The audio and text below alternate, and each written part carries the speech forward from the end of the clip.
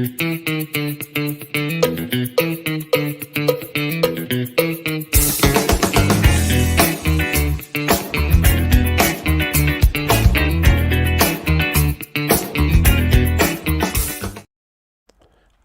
we are live. This is the check-in show. Here we are, Gamache, Ash, and why is it Capri? What?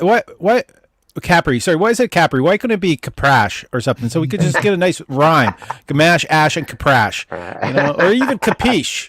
You know, just do it for the next one. do it for the next. What, you're gonna get your name changed there, Capri? Yeah, only for one. Only for one episode. So if we're changing your name for an episode, we're changing it to Sally. God damn it! See, you got to be careful what you ask for, Claudio. Will do. Oh my! All right. So how's everybody doing? How's everybody week? This has been a trying week, but we're getting nicer weather. Yes. Sally, what do you say? You know what? Much better than yesterday. At least today, like today is the weather is beautiful, so it's motivating, and still trying to keep positive from what happened last night and the night before, but still trying my best. Still trying to keep sane. Let's just say that. And from last night and the night before, you're talking about the riots. At least the riot last night was like shut down pretty quick. The protest was shut down pretty quick. Yeah.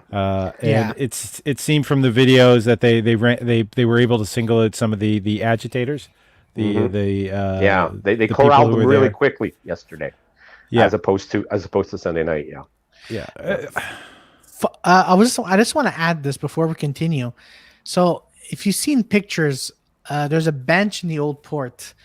I sat on that bench the week before, and then when I saw this, I'm like, wait, that bench looks familiar. Oh, I sat there, and now these idiots burnt that bench. Yeah, so apparently your ass makes things flammable. Apparently so. So Sally, you are. He hasn't noticed yet, Mike. He hasn't noticed. He hasn't. Yeah, no, I noticed because on a down left you wrote Sally. God damn. You can change that back. Go ahead. It was a fun little joke for a moment, but now it's not. Yes. It's fine. But yeah, no, it's for those who are not in Montreal or maybe haven't heard the news. I think people outside of Montreal have heard the news. I woke up, what was it, Monday morning, and I thought like we must have won the Stanley Cup or something. Yeah. I thought the Habs did it again. No, the 25th Cup. No. Yeah. It's all these morons who can't, Yeah. Who can't deal with a little bit of inconvenience and a little bit of look, common decency, bringing things to bear to fight the pandemic. But no, that's so much to ask of them. These people would never have fared well during World War II with rationing and with all the things that were necessary for the war effort. There was riots against that in Quebec in World War II as well. Yes. Okay, it was actually for conscription, wasn't it? Conscription, but also rationing. There was a multitude of reasons. And I don't think it's constructive to just call them these idiots and whatnot. Some of them have valid complaints, but a lot of it is the echo chamber that has happened because we have such a division in society now. We have and social media just focuses it all. Yeah, well, it's like the echo chamber. It just sends what you send out. It sends back to you in a multitude of voices, so you don't feel alone. And that's kind of why we're here. Is we don't want people to feel alone. Right. But at the same time, we want to be telling people that like to think about their actions, etc. I mean, it was like most of my media feed was telling me that it was an anti-curfew rally, but when I saw the videos. I could see a number of people wearing masks, and you heard it referred to as an anti-measures, protest. They were saying they were like essentially the people who I saw on a few of the reports were saying they were fed up and they didn't agree with the measures, or they thought the measures were not doing anything or that type of stuff, which is like You can always, in your little bubble, yeah, maybe you think that the measures aren't doing anything, but they're actually are contributing to reeling this in somewhat. Because I mean, look at the spikes that are happening out west and in Ontario, and do we really want to do that again? Because we've had like 3 different spikes already. Let's just let everything go, and we'll get a super spike, and then and everybody will moan the fact that, oh my God, look at this, it's horrible. Well, okay, I just to like point something out. The curfew doesn't help. No, masks help. Masks definitely help. Yes. And I'm not going to be putting that down. But what the curfew has done is sort of forced more people to concentrate when they're outside. And the people who are going to illegally gather are still going to illegally gather. Yeah. But people like myself who don't want to illegally gather, who are now forced to, like, I'm not having the chance to do exercise late at night. Like I normally, it was like midnight, 1 o'clock. Yeah. That's when I could be outside getting fresh air, when I could be outside, taking walks, jogging. Well, I wasn't jogging, but I was taking walks, right? Doing that. And now I can't. So I'm more stuck inside, or I have to go out when it's more crowded. And I don't want to go out when it's more crowded. You see, Paul, you would be doing it in a reasonable fashion. I am not alone in that. And I agree. But the thing is, the people who would be breaking the rules to go illegally gather are still doing it. Yes. Okay. I agree. So it doesn't, the curfew doesn't matter. Like Legault said, oh, look, when the numbers were coming down, he said, oh, look, see, our curfew is working. But every other province in Canada didn't have the curfew, and they were still, every other province was dropping at the same rate that we were. Yeah. So I'm trying to remain positive over all this. I'm glad for the better weather. Early morning walks I can sort of do while people are after 9 o'clock, before 10 o'clock. The kids are in school, which is okay. That's troublesome. Yeah. Right. Yeah. Didn't they close all the schools in Ontario? Seems to me that they when they got that huge spike, that was one of their first reactions was, okay, close all the schools. And I just want to say hello to anyone that's tuning in and watching. Like we're normally supposed to be this negative. Yes, that's true. Drop it in. I mean, like, look, if we're going to talk about negative news, we could talk about the cops in the States. Oh, we could talk about so many things. Yeah. Yeah. I mean, but that's how the human brain is wired. Is we focus on the negative because that's the learning, right? Because your brain wants to tell your body, hey, that was bad. We don't want that to happen again.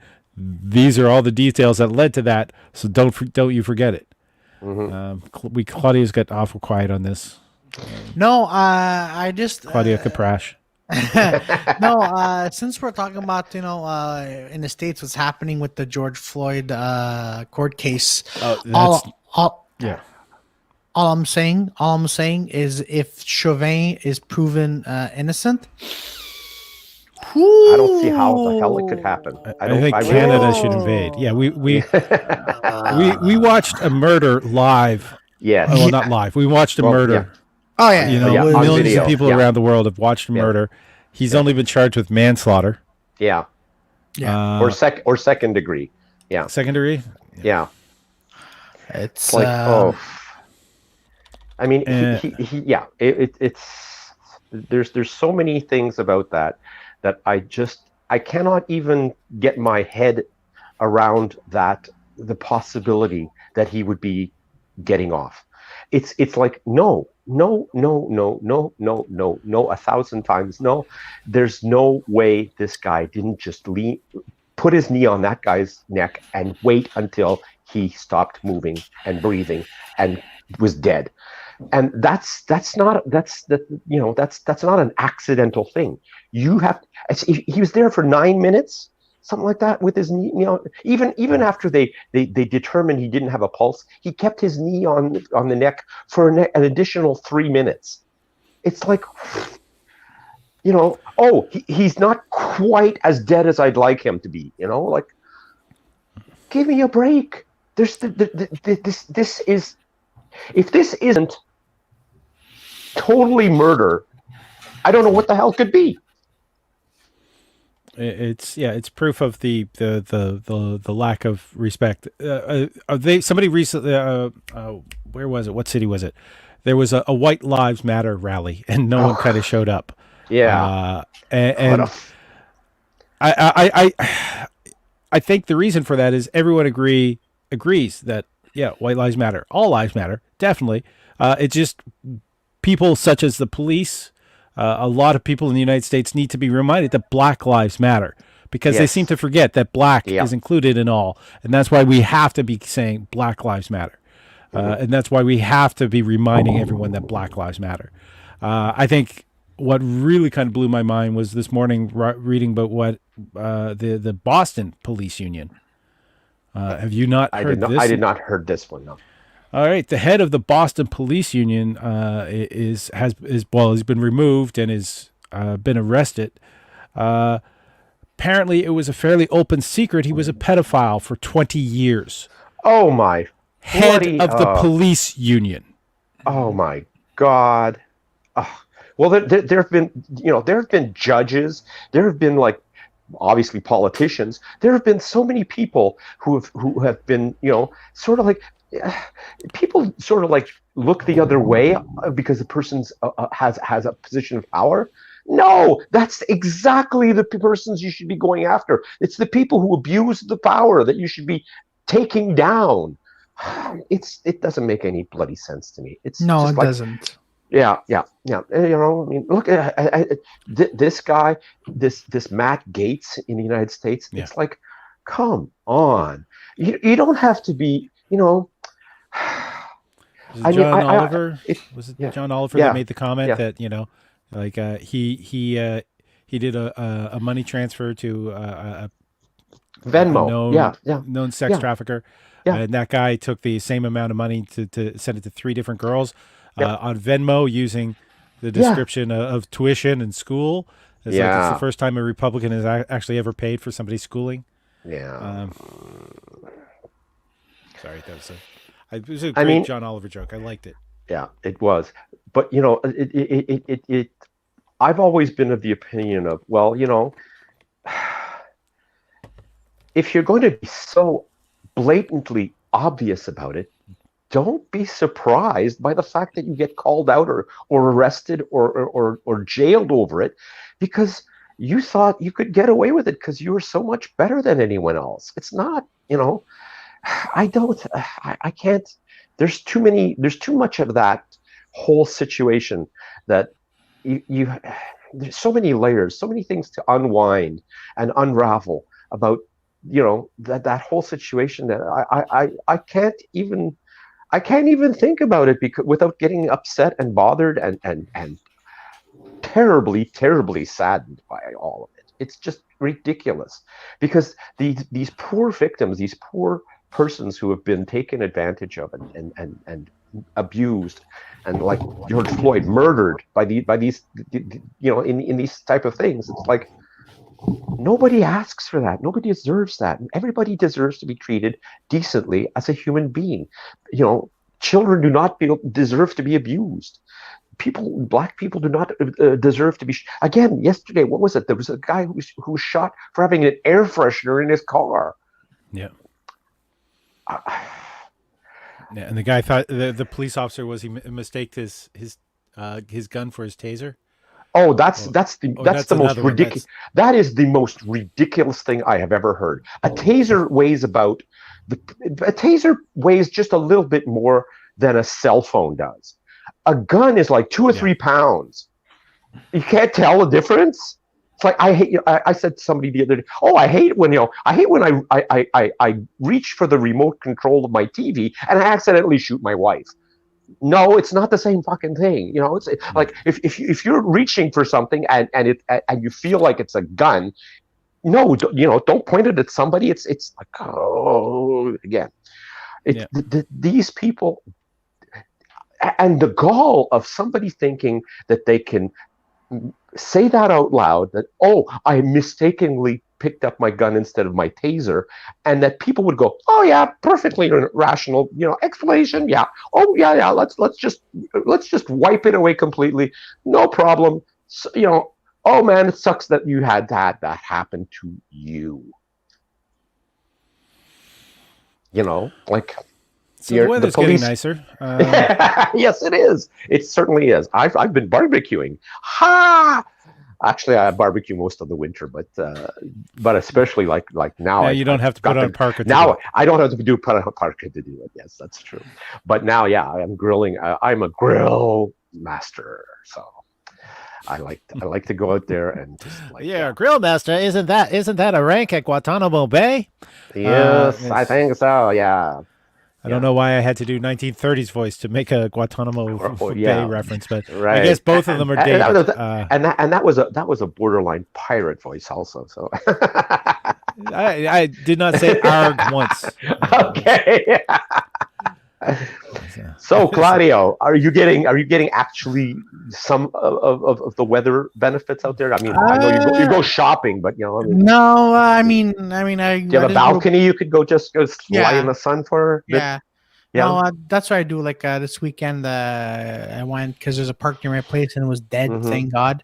So then I just went to a local, cafe, got a sandwich, just went to like a park and just brought my laptop and just worked outside. So it's really beautiful, So there's no like, but it's not like downtown or like the old port or any other park where it's packed, like jam packed here. So because I'm like, God damn it. And then like no wonder the cases are going up because people are literally outside but then I went to a park near my place with a friend like that doesn't live too far from me. So we've been seeing each other often.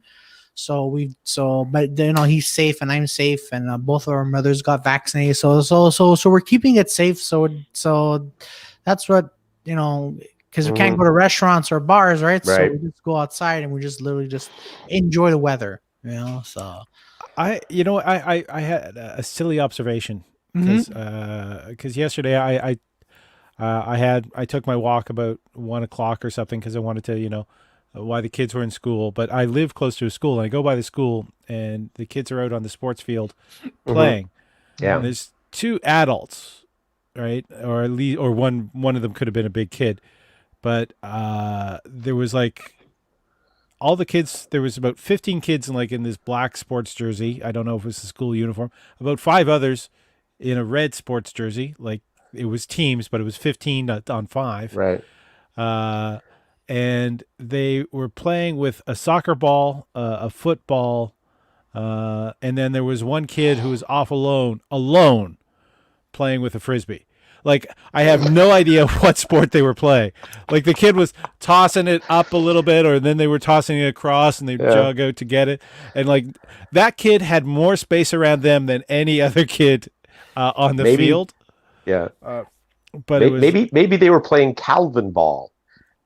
Or do you remember Calvin and Hobbes, where they would play this Calvin ball thing where they would throw balls and have to touch bases, and they made up the rules as they went along, and they had zones where they couldn't do this one thing, or zones where they had to sing or recite a poem or sing a song, and the rules changed all the time. And the rules changed all the time, and they just loved it because of like the thing about Calvin ball is that there are no rules. You make them up as you go. When I was in elementary school, we played dodgeball, but with medicine balls. Ooh. Oh, elementary and high school. You were tough. We got them like for. You were badass. It was in high school and like a 20-pound medicine ball being tossed. I can't see. Wow. I'm sorry, I can't picture an elementary school kid being able to toss one. Oh no, we did. My elementary school is messed up, especially in high school.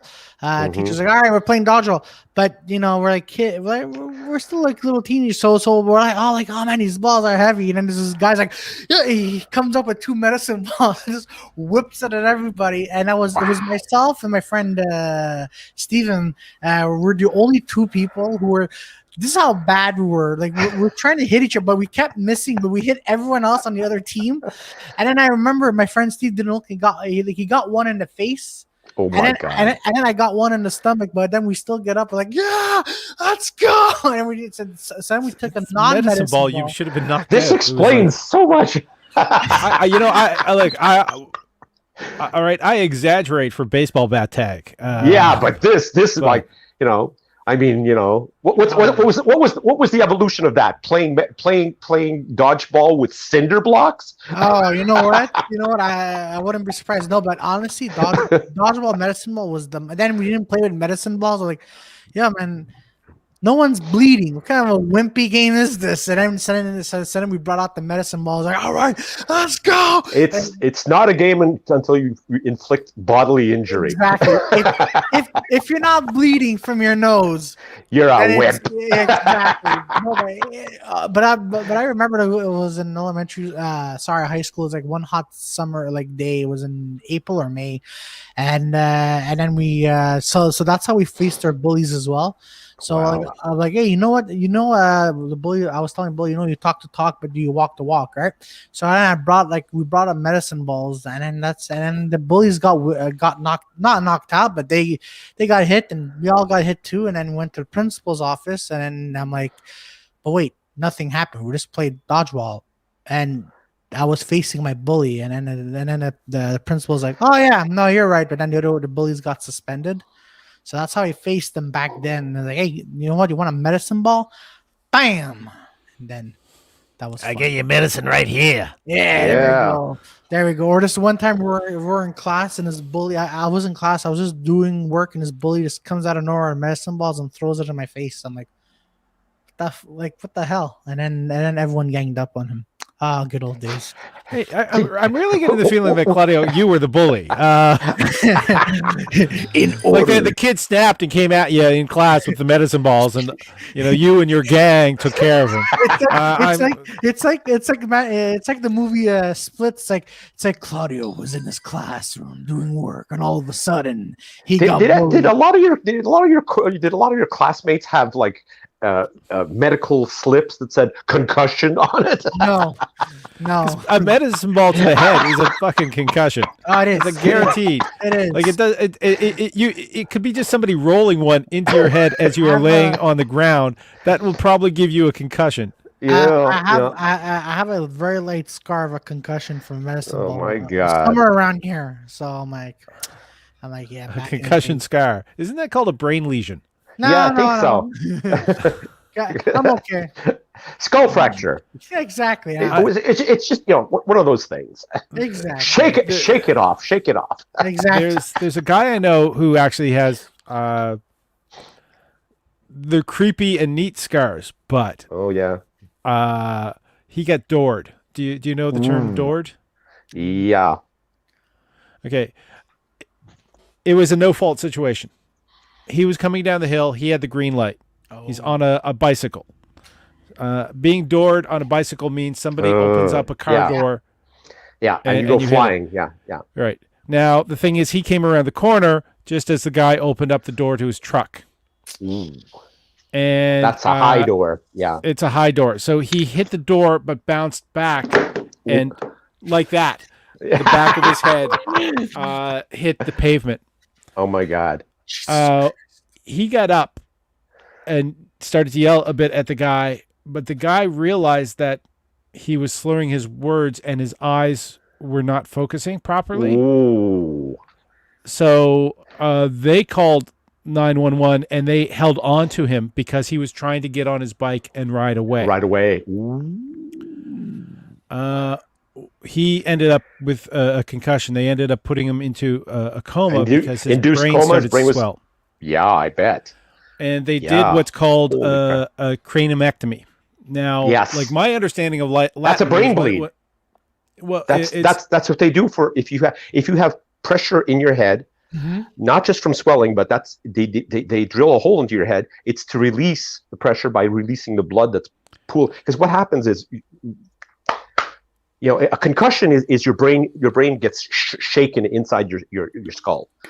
But if you have a brain bleed and your brain starts, the blood starts pooling and your brain swells, then they have to drill it to relieve the pressure. Actually, incorrect. No, because his brain was swelling. Oh, okay. Right. They did the craniumectomy. Is they took piece of his skull off. 2 pieces of his skull. It's like he had a T-bar brain. Wow. Right now, but when you were talking about getting the concussion and all that, like if somebody gets like a hard snap, if you ever are a first responder at an accident and you see people with yellow coming out of their ears, that's spinal fluid.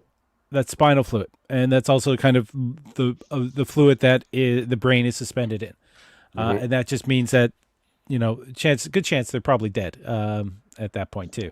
Yeah.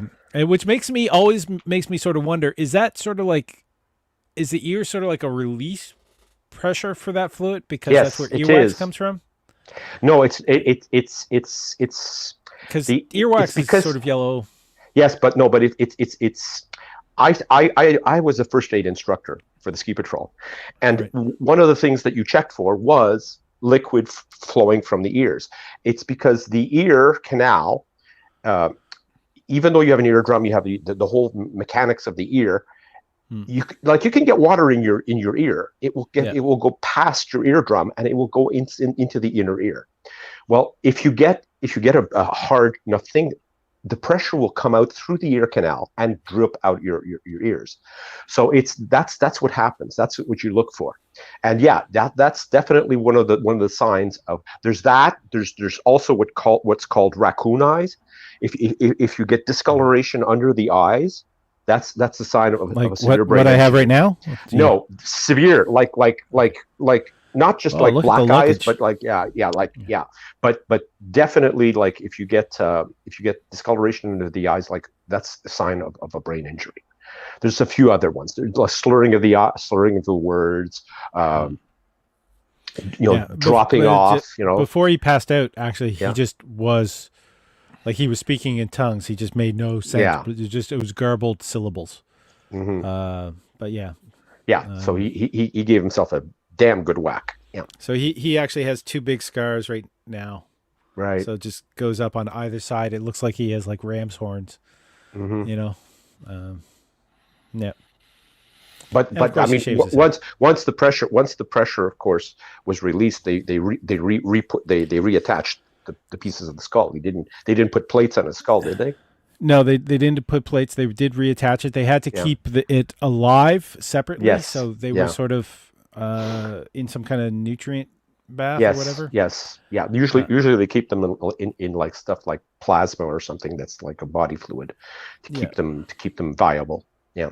And they reattached it, but it was out for over a week. He was 3 months in the hospital altogether. I'm trying to remember how long the skull was apart. And he was obviously in a coma because you can't have that happen to you and be can't have somebody conscious. reaching up. Be conscious and yeah.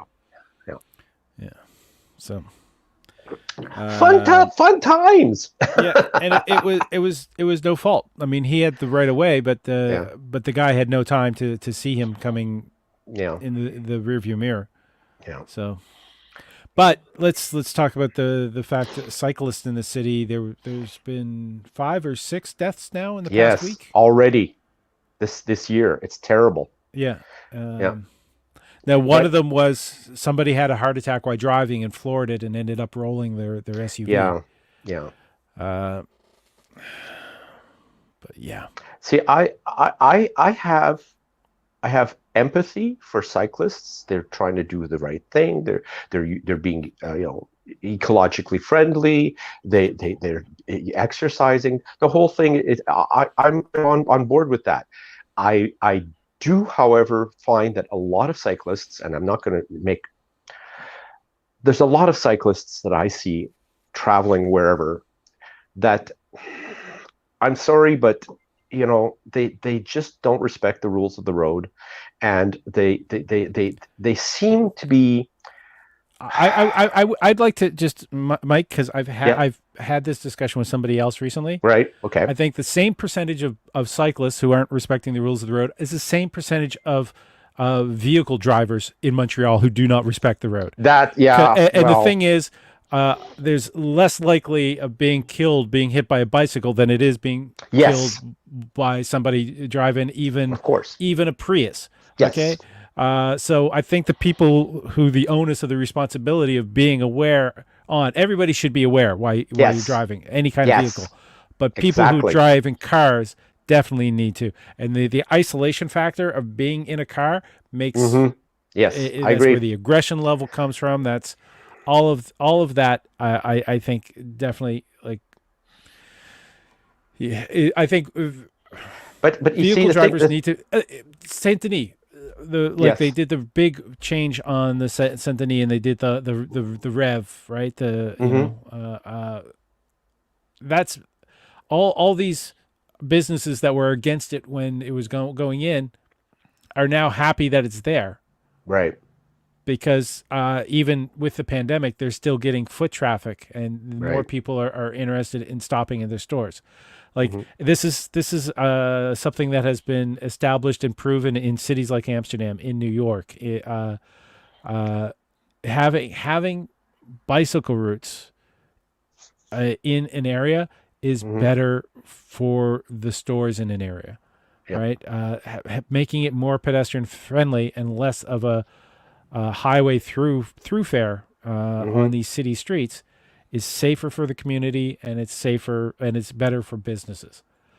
And it's the people who want to keep their little isolation burg that is a vehicle, and so they can be angry and road rage and whatnot.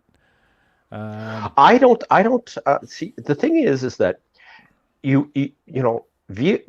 bicycle, according to the code, is a vehicle. Is a vehicle. You're supposed to share the road with them, but the thing is that it's you saying the onus is on the car to respect the bicycle. I think it has to go somewhat both ways. A car traveling at a good clip of speed, even if it's just like 40 clicks on a city street, is not going to have the same stopping distance as a bicycle.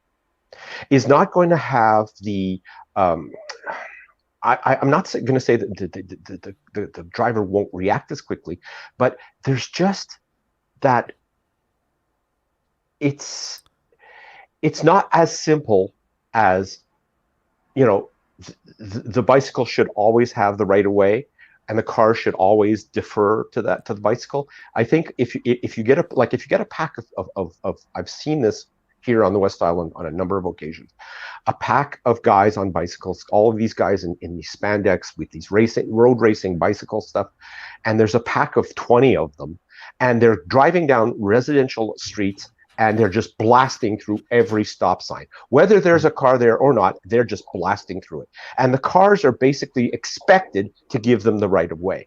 Well, that's not how the law supposedly works. You're actually supposed to at least slow down at intersections and look to see if you have the right of way, not just assume you have the right of way. Because anytime an assumption of that sort is made, there's a really big chance of catastrophe.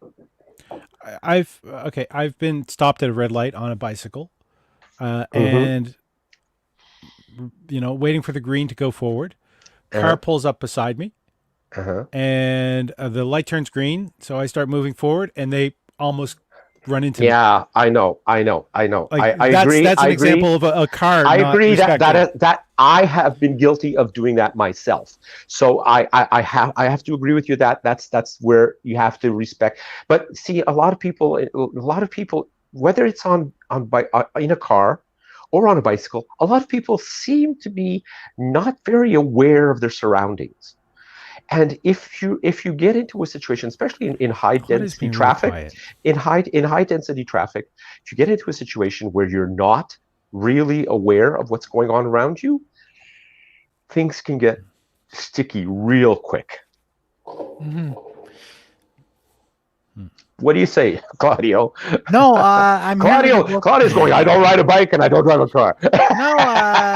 No, hearing what you both are saying is actually like I agree with what you both are saying, but there's, again, at the end of the day, everyone could be an asshole, right? So whether you're on a bike or actually, a car, this throws back to the protest. Protest, yes, right? Not all protesters are agitators and violent. Exactly. Right. But the thing is, not, the majority of cyclists are people who respect the rules of the road. The majority of drivers are people who respect the rules of the road. Yeah. But the outliers in all three groups are the ones that we remember. Exactly. And it comes back to how human memory works. Is what hurts you is the thing that you remember most. Yeah. Of course. Oh man, I had something happen yesterday that set me off for What the happened? day. Like, I was completely tell. off, and I don't know if I'm going to look good in this. I hope I'll look good in this. Okay.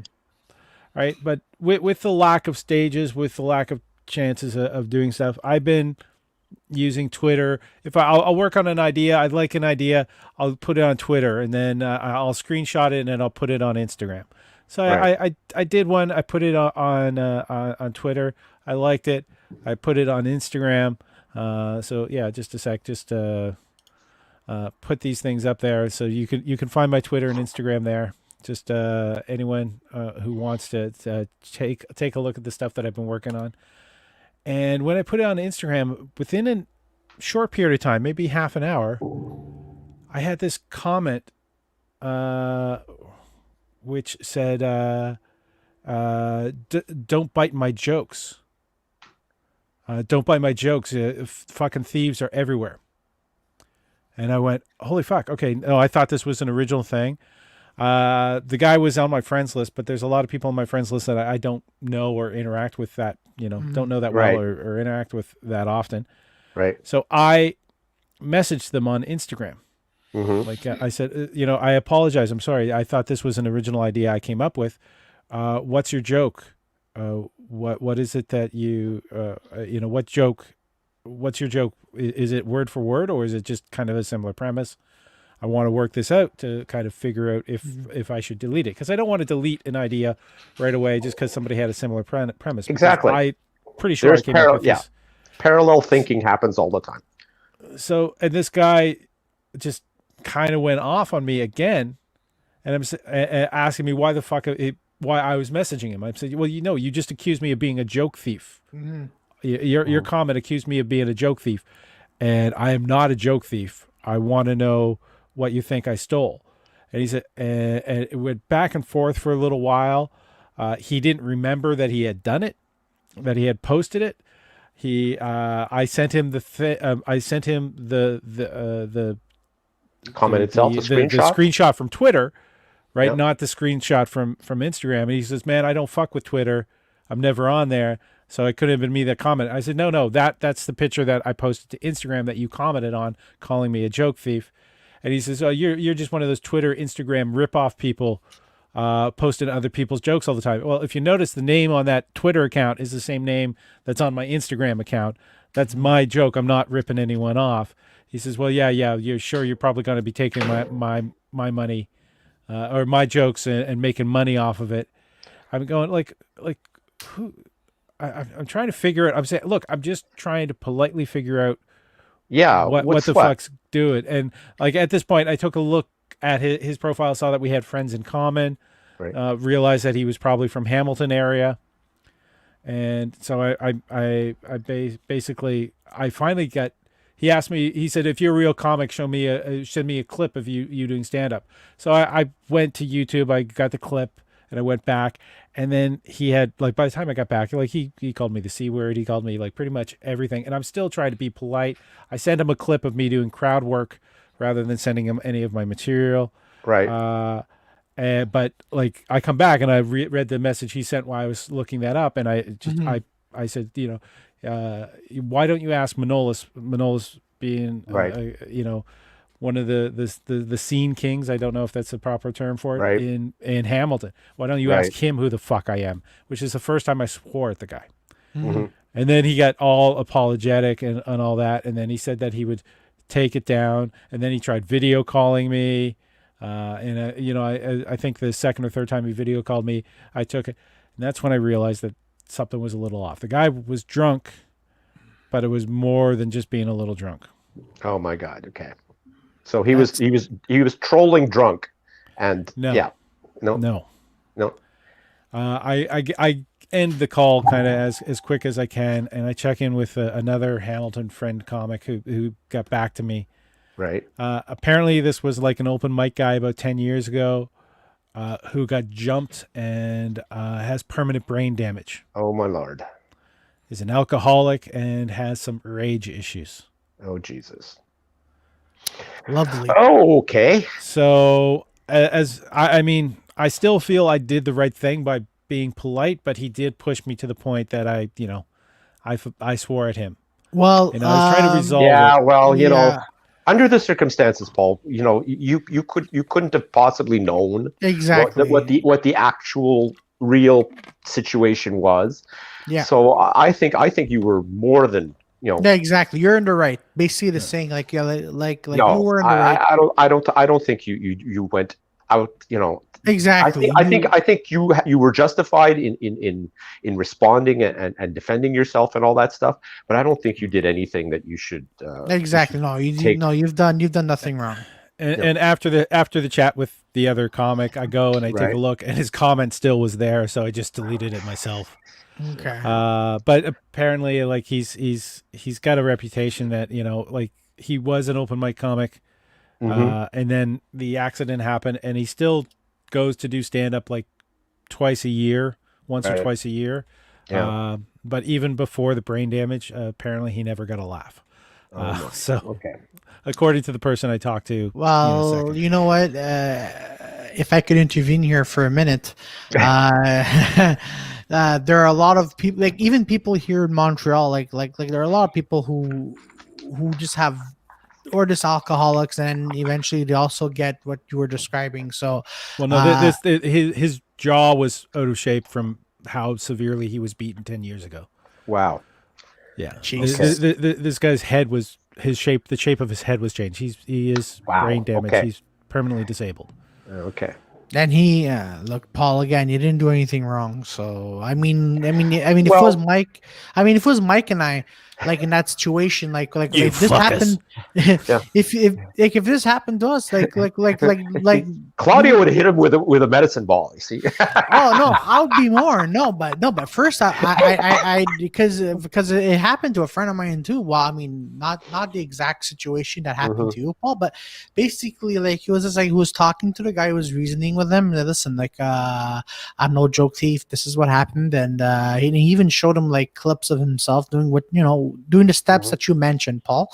And then after that, he's just like, oh well, okay then I'm going. But this guy was not like as the person you mentioned. You know, he was just some drunk. And again, like the way you've done it, when my friend handled it, you've done it very well. But again, we're humans. At some point, we're gonna snap. Like if this happened to Mike and I, we would have just been like, yo, like, who the fuck do you think you are? Blah blah blah. Why are you doing this? But you answered in a professional way. You tried talking to him you were more than kind and gentle and exactly trying to reason with the guy, and before knowing what you were actually dealing with.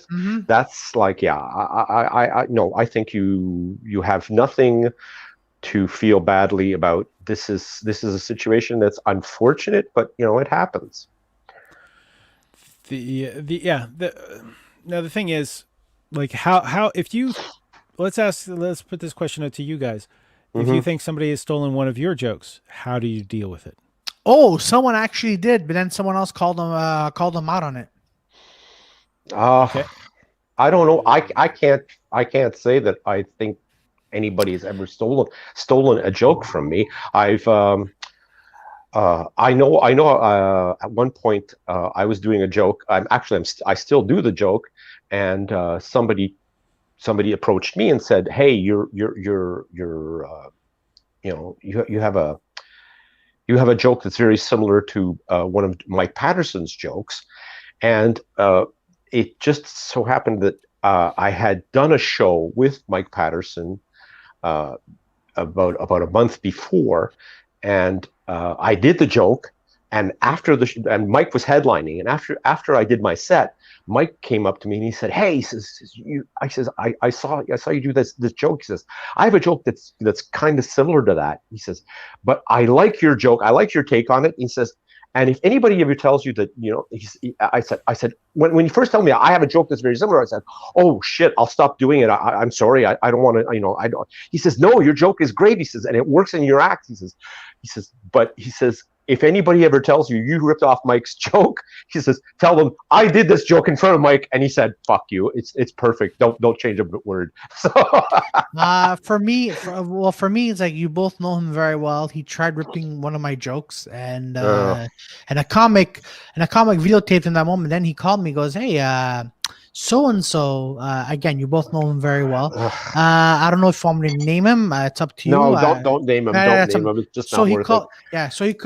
But my comedian friend, he called me as well. He goes, "Hey, he did one of your jokes," and I'm like, "Which ones did he do?" And then he goes, "Your Netflix and chill." And I'm like, you know what? That's not even a good joke. That's not really. That's like, I know. And then you don't even do it anymore. he tried doing my one of my other jokes, and then but so many of your jokes.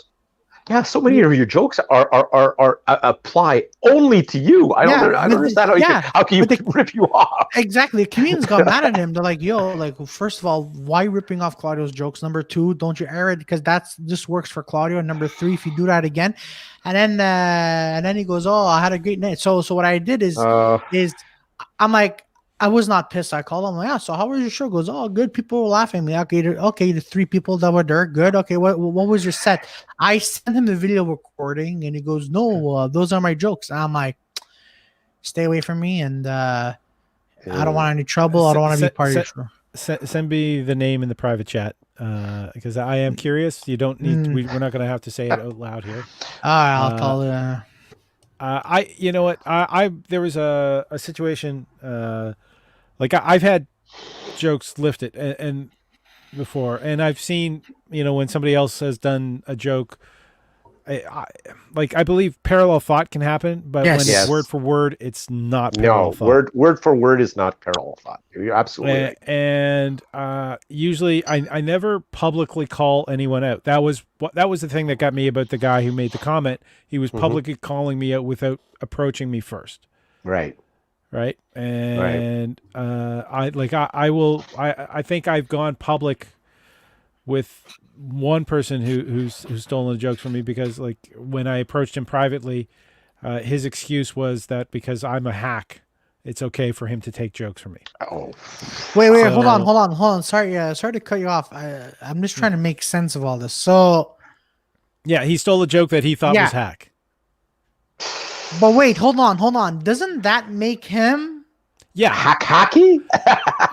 Yeah. That's like, oh my god. Yeah. So if the joke was hack, why would you even bother stealing it? I mean, the thing is, anytime I've had somebody steal jokes from me, it's sort of like they admit that I'm a better writer than they are. Yeah, exactly. I don't like it, but at least I have that feeling of superiority, and I will try to address it privately. And there's been times that I've done it privately, and the people will go, "Oh, right, shit, that's true. I remember you doing that joke," and they stop doing that joke. Yeah. But which is only that's the honorable and sensible thing to do. Is it's not my joke. I'm not going to use it. No,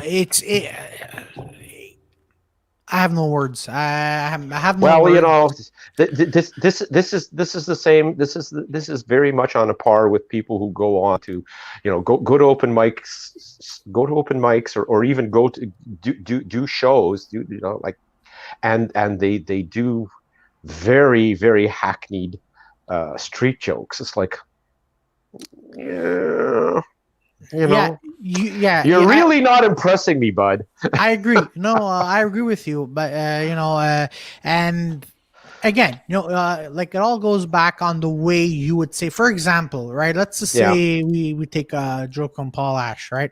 It's not going to work on us because that's Paul Ash. Like, for example, one of my jokes, and no one could do it because it's the way. I'm trying to find proper words for this. It's the joke that you write your own. It's in your own voice. It's your persona. It's in your persona. It's your inflection. You can, as you're performing it. Yes, you can actually visualize you being in the situation. So exactly, like Paul cannot do a bunch of your jokes because nobody's going to buy that Paul's an Italian guy who's living with his mother. Well, I mean, for example, speaking of which, like now, like I'm trying to write a new joke because I've turned 31. like I've turned 31, and I just want to write comparison jokes of the stuff I've done when I was younger compared to 31 in my 30s. So I'm working on that. So that's what again, it all goes back, and when you're telling a joke, it's in your voice, it's in your delivery, it's you, all right. And then like you both quoted, I'm both quoting from you right now because you both told me that, but it's in people who take, I don't know, like styles. Like, look, there's a lot of styles. Everybody does the preferred style that they do. So for me, like, I don't get upset if a comic copies like a style like that. I'm like, all right, but if you're gonna copy word for word, especially at an open mic, I'm like, not impressed. We're gonna have issues, Yeah, well, I mean, a lot of it is some people, they're the hobbyists. They don't plan on moving past an open mic. Exactly. I mean, they might hope or dream or whatever, but they don't plan on it. So for them, the laughs that they get at an open mic is the highlight. And if their writing doesn't get them that laugh, they take from somebody else. And they don't think of it as a bad thing because bands, there's such a thing as cover bands, and they just kind of want to be a cover comedian. There was actually an Australian plagiarist who, that was his defense, that he was a cover comedian when he got called out for stealing a lot of material. And this is a guy who did festivals. Wow. Mike, what have you got coming up this week other than buying a proper stand for your cell phone to use? Yeah, I think I'm going to work on that. Yeah, I've got a jury rig system here, which is not serving me well at the moment. Okay. There we go. do you have any shows coming up this week? I don't have any shows. No, I was approached to do an online show, and as the weeks went by, the show kept changing and changing and changing, and at one point in time, it changed to the point where I said, "Yeah, no, I don't want to be on this show anymore." So I just messaged the guy. Said, "Look, I think I know who you're talking about. Yeah. To be on the same show too." Okay, well, it's I think that's probably the nature of the online thing nowadays. It's kind of jury rigged and very sort of improvised. There's a number of very professional online mics. Okay. Okay. Well, I'd like to find them because the ones that I have done, it's not they haven't left a bad taste in my mouth, but I've been less than satisfied with how things went. Are you standing up when you do it? Am I standing up? No. See, that could be it. And also, if you're worried about your mic falling over, etc. Well, there you go. See, you want to make it as natural to the stand-up as possible. Is what I recommend. Mm-hmm. And it's also, but the thing for me is not being able to feel the audience. Yes. Like you do as you do in a live environment. Yeah. So you really have to know your material, and you have to know those kind of beats, and you have to keep just plowing through. Claudio, you did Dirty Sanchez last night. What do you got coming up? Yes, and So tomorrow night we're doing 3 Men in a Podcast. We're going to be talking about relationships, men's relationships, how they could keep doing, how can you keep moving forward. Also a lot of mental health and like how good relationships and bad relationships can refer to mental health. And then on Sunday we've got for Dirty Four we've got a local singer. She was actually the bartender of Pub St. Paul, but she also does music. So we're going to talk about music, entertainment, and the whole shebang. Yeah, that's on Sunday. And tomorrow night, as I mentioned, we're talking about relationships and mental health. Nice. Yeah. As you both know, I've passed the 50th episode. Yeah, that was a great show, by the way. Yeah, it was good. I saw it. Yeah. Well, I did 250th episodes. Oh, you did? I had the Ben Miner. Yes. That was the 50th episode of They Talk Funny. Right. But I also had the 50th episode of The Love Doctor. Oh, yeah, I missed that one. So No, I saw it. I saw it. I'm like sorry to cut you off, Paul. But sorry. Go ahead. Oh no, go right ahead. Go. Oh, say it. I was gonna say like I miss VVD. I miss it. And I'm like, VDVDS? yeah, yes, I miss it. And I'm like, Vaudeville Variety Show. Yeah. yes, and I'm like, I need to come see that live because for me it's like watching your stuff. I'm like, for me like on streaming service, I'm like it's cool, but I prefer the live. I'm like when everything opens up, you need to come back. Yeah, there's one thing, Paul. I've always admired about you. You have a very, very good stage presence. Yeah, you have a command of the stage when you're on stage, and I don't think I've ever complimented you in this way, but I'd like to right now. You have a good. When you perform, it's like pay attention. Yeah. Thank you. I've spent a lot of time on stage, so it's just. You get to that level of comfort that is my space. Mm-hmm. But that's the thing. And actually, in a future episode of They Talk Funny, I'm going to have Jim Madrinos on, he's the guy that wrote the book on comedy. Right. Literally, The Complete Idiot's Guide to Comedy. Yeah, I have that. So he's going to come on just when he takes a break from teaching, because he teaches comedy on Tuesday nights. So he's going to be there. But tonight, I'm going to have Neil Thornton, who is an American, but he lives in New Zealand. Yeah. So, it's going to be around noon for him in New Zealand, while we talk at 8 p.m. Eastern Standard Time. So that's tonight. At noon, it's going to be around noon tomorrow. Noon tomorrow. Yes, I'll be talking to the future. So it's in New Zealand. Yeah. So that's. I have a cousin in Australia. Whenever we message or interact online, she's like, how is it back in the day? Oh, I never realized that they could be as annoying as we are. We're calling the future. We're calling the past. Tomorrow night is episode 51 of the Love Doctor live stream. Felicia Rain, who some people might remember from when they did stand-up comedy under the name Marquise. Okay. Performer. Right. Okay. I think there was 3 years that we did Christmas specials together called Ho Ho Ho for the Holidays. I think I was on a show with her at Natasha's room. Oh, Natasha's room. Quite possibly. Yeah. They're an amazing performer. They sort of, life got in the way of performing, but they're back at performing now. Okay. And they're utterly amazing. I did a benefit show with them just 2-3 weeks ago. Very tall individual. Very tall. And then they put on the 6-inch heels. Yeah. I was like, oh my God. And Miss Kinky Karma is also going to be on. And Miss Kinky Karma is, among my favorites to see on the Love Doctor live stream.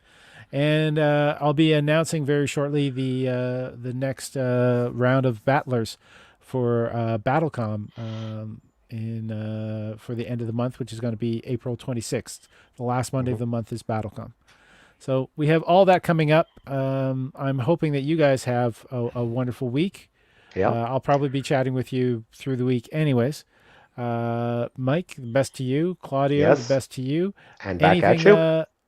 Anything that you two want to say for the final thoughts and the final words as we round out this hour? I would urge anyone who has not yet had a vaccine, and when it becomes available, go out and get vaccinated. This is one of the ways that we're going to get on top of this. And please continue to do everything. Johnson and Johnson at this point. Yeah, exactly. Yeah. Well said. Claudio? Don't be an idiot and don't go riot. Don't go destroy properties that's not yours. Hopefully you understand this, and if you're gonna go to jail and get a fine, good for you, because I hope you learn the hard way. And keep wearing your masks if you want to go outside. If not, then stay home. And there you go. Just don't be an idiot. And I'm putting that link down there because that has the link to the various YouTube channels that my shows are on, and They Talk Funny.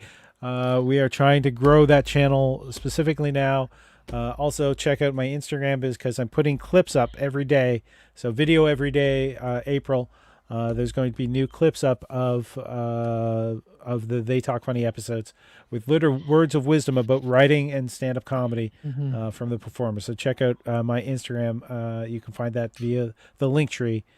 My name is Paul Ash. For Mike Gamache and for Claudio Capri, we love you all. Yes, we do.